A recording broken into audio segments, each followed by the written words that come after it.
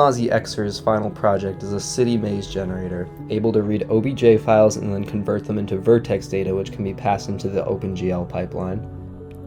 We implemented the Sidewinder algorithm to procedurally generate a 10x10 grid of city models which can be changed dynamically with a seed variable. We created 4 different objects in Blender that we instance along the maze. One is a park, and the other 3 are different variations of buildings.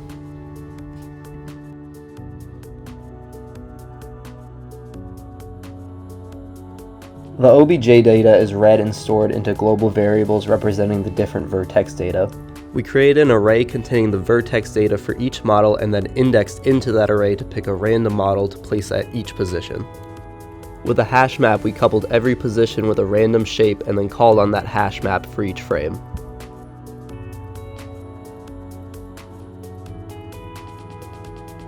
On top of this, the algorithm also takes all of the vertex, normal, and texture coordinate data from the generated maze and then exports it into a new OBJ file that can then be imported into 3D programs.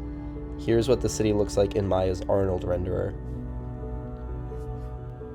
The vertices remain associated with the proper material slots, allowing control over the materials for all of the objects within the maze.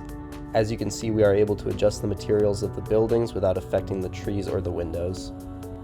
Since we saved the texture coordinates as well, we are able to use image textures as normal maps without any distortion.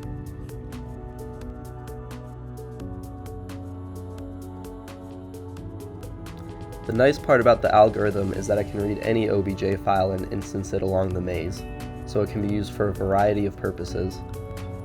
Right now I'm using it to generate this computer room for a short sci-fi film that I'm currently working on.